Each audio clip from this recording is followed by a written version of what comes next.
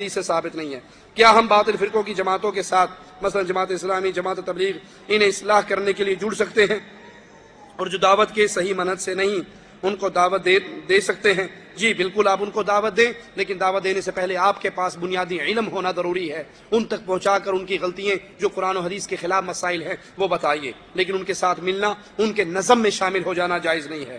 کیا عربوں کا جماعت میں نکلنا جماعت تبلیغ کا حق ہونا دلیل ہے؟ نہیں، دلیل یہ ہے کہ وہ جو چیز پیش کر رہے ہیں، کیا وہ قال اللہ و قال رسول کی صدائیں ہیں؟ ان کے ہاتھ میں فضائل اعمال اور فضائل صدقات ہے، اور یہ دونوں کتابیں شرک کی دعوت سے بھری ہوئی ہیں۔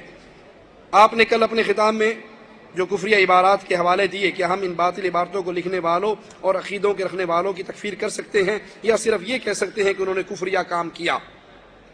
جو انسان اس باطل عقیدے کو پیش کرتا ہے، اس کا داعی ہے، اس کو پیش کر رہا ہے، اس کی ترویج کر رہا ہے، وہ ضرور اس کفر کے اندر شامل ہے، لیکن چونکہ وہ مر چکا ہے اس لیے یہ کہہ دیجئے یہ عقیدہ کفریہ ہے اور اس عقیدے کا حامل کافر ہے۔ شخص واحد کی تکفیر کرنے کے لیے علماء اہل سنت نے کئی اس سے شرائط پہلے بیان کی ہیں۔ کیا غیر محرم کے ساتھ بات کرنا یا ہاتھ ملانا جائز ہے؟ ہاتھ ملانا مرد کا غیر محرم عورت سے، عورت کا غیر محرم مرد سے شریعت اسلامیہ میں حرام ہے۔ مجبوری میں کوئی بات کرنی پڑے تو بغیر لوچ کے بات کی جا سکتی ہے۔ کیا بھائی کی بیوی سے بات کرنا جائز ہے؟ بغیر مقصد کے بھابھی سے گپ شپ مارنا جائز نہیں ہے، لیکن اگر کوئی مجبوری کے اندر بات کرنی پڑ جائے بغیر لوچ کے بات کی جا سکتی ہے، اس کے اندر لوچ نہ ہو، اس کے اندر گناہ کی دعوت کا انداز نہ ہو۔ فرض نماز میں امام کے پیچھے فاتحہ پڑھنے میں اختلاف ہے، براہ مہربانی وضاحت کریں۔ سورۃ فاتحہ جو نہیں پڑھتا اس کی نماز نہیں ہوتی، جو سورۃ فاتحہ نہیں پڑھتا اس کی نماز نہیں ہوتی۔ امام کے پیچھے ہوں تب بھی آپ پڑھیں گے، اکیلے ہوں تب بھی پڑھیں گے، ہر حال میں سورۃ فاتحہ پڑھیں۔ رفع دین کرنا حدیث سے ثابت ہے، وضاحت کریں۔ نیز بتائیں اس کے منسوخی کے حوالے سے کوئی حدیث یا ثبوت ہے؟ رفع دین کرنا حدیث سے ثابت ہے، صحیح بخاری کے اندر، صحیح مسلم کے اندر احادیث موجود ہیں۔ منسوخی کی کوئی ایک صحیح روایت اس دھرتی کے اوپر موجود نہیں ہے۔ داڑھی ایک مٹھ رکھنی سنت ہے یا نہیں، یا کتنی بڑی لازمی ہے؟ اللہ کے نبی نے فرمایا داڑھیوں کو معاف کر دو، وفروا اللحى وفروا ای کثروا، ان کو بڑھاؤ، ان کو زیادہ کرو۔ آپ کی کسی حدیث سے داڑھی کاٹنا، ایک مٹھ رکھنا، گال چھیلنا، نیچے سے کٹوانا ثابت نہیں ہے۔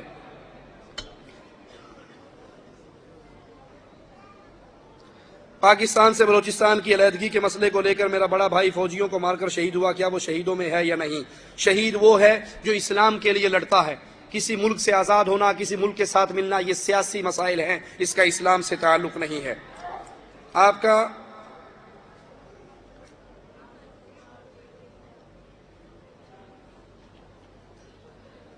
پتہ نہیں کیا لکھا ہے۔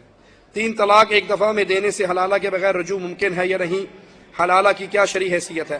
اگر کوئی شخص قرآن و حدیث کے سارے مسئلے مانتا ہے، قرآن و حدیث کے سارے مسئلے مانتا ہے، تو اس کے لیے شریعت کا یہی فتویٰ ہے کہ اگر اس نے غلطی سے ایک مجلس میں 3 طلاقیں دے دی تو وہ 1 ہوں گی، 3 نہیں ہوں گی۔ شریعت کے اگر سارے مسئلے مانے، اگر اوکھے ٹائم ادھر آ کر صرف ایک مسئلہ لے کر باقی سارے وہیں سے لیتا ہے، تو جہاں سے وہ سارے مسئلے لیتا ہے یہ مسئلہ بھی وہاں سے لے، اور ان کے پاس اس کا حل سوائے حلال لے کے اور کچھ نہیں ہے۔ علامہ اقبال کے بارے میں کہ وہ حلاج کی اور رومی کی حمایت کی۔ وسیلے کا مفہوم قرآن حدیث کی روشنی میں بتائیں۔ کیا زندہ یا مردہ شخص کا ہستی کا وسیلہ پکڑ کر دعا کروائی جا سکتی ہے؟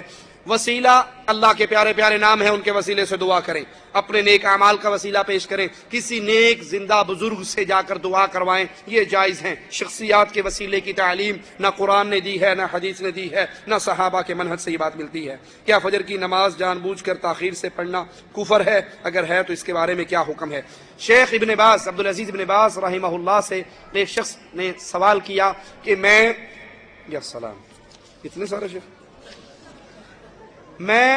فجر کی نماز کا الارم لگا کر نہیں سوتا، میں 7 بجے کا الارم لگا کر سوتا ہوں۔ کتنے بجے کا؟ کیونکہ 7:30 میں نے ڈیوٹی پہ جانا ہوتا ہے، میں اٹھتا ہوں، نماز پڑھتا ہوں، ناشتہ کرتا ہوں، ڈیوٹی پہ چلا جاتا ہوں، میرے بارے میں آپ کیا فرماتے ہیں؟ تو سماحت الوالد علامہ عبدالعزیز ابن باز رحمہ اللہ نے فتویٰ دیتے ہوئے پہلا جملہ یہ لکھا کہ تو کافر ہے، مسلمان نہیں۔ کیوں؟ اللہ نے نماز کا جو فرض مقرر کیا ہے وقت، تو نے اس کو بدل کر اپنے نفس کی خواہشات پہ چلتے ہوئے نیا وقت مقرر کر لیا ہے، تو یہ تیرے کفر پہ دلیل ہے۔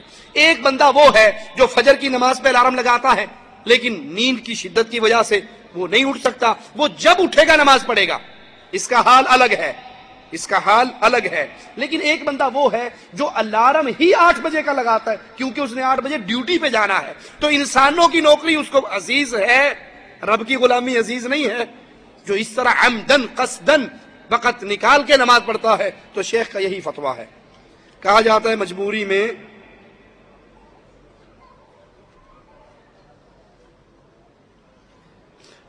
میں فوٹو بنوائیں، لیکن یہاں تو مسجد میں فوٹو اور فلم بن رہی ہے۔ فوٹو نہیں بن رہے بھائی، یہ ویڈیو تیار ہو رہی ہے، وہ بھی ہم مجبوری کی اس کیفیت پہ پہنچ چکے ہیں، کیو ٹی وی کے ذریعے، مدنی چینل کے ذریعے کفر عام ہو رہا ہے، شرک عام ہو رہا ہے، سی ڈیز کے ذریعے کفر و شرک کی دعوت پھیل رہی ہے۔ ہم مجبور ہو کر ان کو انہی کے انداز میں جواب دینے کے لیے اس مجبوری کی حالت میں اس قدم پر آئے ہیں۔ اگر باپ اپنے بیٹے یا بیٹی کا کسی جگہ رشتہ کرنا چاہے اور بیٹا یا بیٹی نہ کرے، مطلب یہ ہے کہ باپ اپنی مرضی سے بیٹے یا بیٹی کا رشتہ کر سکتا ہے جبکہ بیٹا یا بیٹی راضی نہ ہو، اسلام کی روشنی میں وضاحت کرے۔ دیکھیں، بیٹے کے لیے تو باپ کی شرط ہی نہیں ہے، بیٹے کے لیے باپ کی رضامندی کی شرط نہیں ہے۔ شادی لڑکے نے کرنی ہے، باپ کو راضی کر لے ٹھیک ہے، اور اگر باپ راضی نہیں ہوتا تو اس کے لیے یہ شرط نہیں ہے۔ لیکن بیٹی کا نکاح ولی کی اجازت کے بغیر نہیں ہو سکتا۔ جس طرح بیٹی کا نکاح ولی کی اجازت کے بغیر نہیں ہو سکتا، اسی طرح بیٹی کو اسلام نے حق دیا ہے کہ جب تک ولی اس کی رضامندی نہ لے لے وہ زبردستی نکاح نہیں کر سکتا۔ کسی لڑکی کا زبردستی نکاح نہیں ہو سکتا۔ باپ اس سے راضی، اس کو راضی کرے، اس کی رضامندی لے، اور رضامندی لینے کا ٹائم کون سا ہے؟ جب نکاح ہوتا ہے اور ماموں جی اٹھ کر وہ نکاح فارم پہ انگوٹھا لگوانے چلتے ہیں، وہ ٹائم نہیں ہوتا۔ جب رشتہ آئے تو لڑکی سے پوچھو ایسا لڑکا ہے، یہ کماتا ہے، یہ شکل ہے، یہ صورت ہے، تمہیں پسند ہو تو میں ہاں کرتا ہوں، بات کرتا ہوں۔ یہ ہے موقع، وقت لڑکی سے پوچھنے کا۔ جو لوگ اس خیال میں رہتے ہیں ان ساڑی کڑیاں دی زبان ایڈی لمبی ہوگی پوچھنا پڑے گا، یہ حق اس کو اللہ نے دیا ہے، تو کون ہوتا ہے چھیننے والا؟ یہ حق اللہ نے دیا ہے، تم چھیننے والے کون ہو؟ لڑکی کو اجازت ہے، اس کو پسند اور نکاح ہو جائے وہ نکاح ختم کر دیا جائے گا اور اس کو لوٹا دیا جائے گا۔ اس پر ہماری پوری سی ڈی بیٹی کی شان آ چکی ہے۔ ایک حدیث سناتا ہوں، ایک واقعہ۔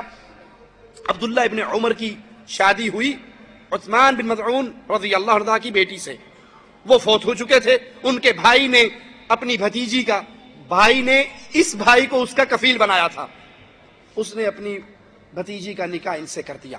دوسرے صحابی نے ان سے شادی کرنا چاہی، ماں بھی ان کی طرف چلی گئی، نکاح ہو گیا۔ عبداللہ ابن عمر کہتے ہیں وہ میری بیوی بن گئی، میں اس پہ قادر ہو گیا۔ معاملہ اللہ کے رسول صلی اللہ علیہ وسلم کے پاس پہنچا، آپ نے بلایا تو اس لڑکی کے وکیل نے کہا اللہ کے نبی میرے بھائی نے اس کو میرے ذمہ دیا تھا، میں نے اس کی پھوپھی کے بیٹے سے اس کا رشتہ کیا ہے، لیکن اس کی ماں اس کا کہیں اور کرنا چاہتی ہے۔ آپ نے لڑکی سے